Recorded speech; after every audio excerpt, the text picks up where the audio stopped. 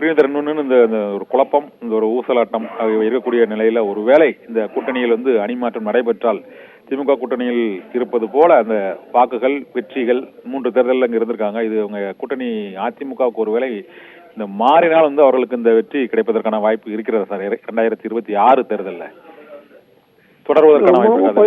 Suppose அவங்க போய் அதிமுக அணியில சேர்றாங்க வச்சுக்கோங்களேன், அதிமுக அணியில வேற யார் வருவாங்க? விடுதலை சிறுத்தைகள் இருக்கிற இடத்துல பாஜகவும் வராது, பாமகவும் வராது. சீமான் வருவாருன்னு தெரியாது. அவர் தனித்துவமா மெயின்டைன் பண்ணி 8% வாங்கிட்டாரு. அவருக்கான முக்கியத்துவம் இந்த கூட்டணியில கிடைக்காது.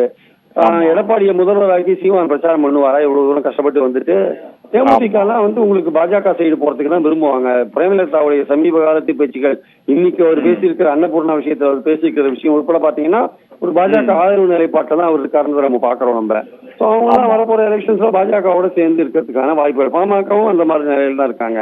அப்ப வெறும் அதிமுகவோட விசிகாவும் சின்ன சின்ன கட்சிகள் சேர்ந்தா அது மதச்சார்பற்ற அணின்னு ஒரு பேரை பெறாது. எங்க காங்கிரஸ் இருக்கோ அதுதான் மதச்சார்பற்ற அணின்னு கருதப்படும். மைனாரிட்டி ஓட்டும் கிடைக்காது. அதிமுக தனியா மைனாரிட்டி ஓட்டு கிடைக்கல. இப்ப அதிமுகவோட சேர்றதுல விசிக சேர்றதுல எந்த விதமான ஒரு அர்த்தமும் கிடையாது, எந்த விதமான பலனும் அதுக்கு கிடைக்காது. அதுக்கு பெஸ்ட் கூட்டணி இப்ப இருக்கிற திமுக கூட்டணி தான். இதுல திருமாவளவன் உறுதியா இருக்காருன்றதுல சந்தேகம் இல்லை. அந்த உறுதியா இருக்கிறத உறுதிப்படுத்தும் விதமாக அவருடைய பேச்சும் செயல்களும் அமைய வேண்டுமே தவிர அதற்கு அதை ஒரு சந்தேகத்துக்கு ஏற்படும் செயல்களையும் அவர் செய்யக்கூடாது என்பதுதான் பொதுவான எதிர்பார்ப்பா இருக்கு. ஆக்சுவலா இருந்தாலும் அப்படி அவர் செய்கிறார், ஒரு ஊசலாட்டத்தில் இருக்கிறார் அப்படின்னா அவர் தான் அதற்கான உண்மையான காரணத்தை சொல்ல வேண்டும், வெளிப்படையாக அவர் சொல்ல வேண்டும். இல்ல திமுக தலைவரை பார்த்து அவருடைய பிரச்சனைகள் என்னன்னு சொல்லணும், கூட்டணியில் ஏதாவது பிரச்சனை இருக்கா என்ன ஏதுன்ட்டு.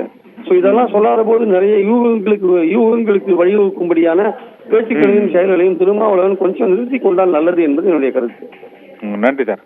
இந்த ஊசலாட்டம், குழப்பம் மற்றும் விசிகாவின் கருத்துக்கள் தொடர்பாக பல்வேறு கருத்துக்களை தெரிவித்து வைக்க மிக்க நன்றி சார். தேங்க்யூ.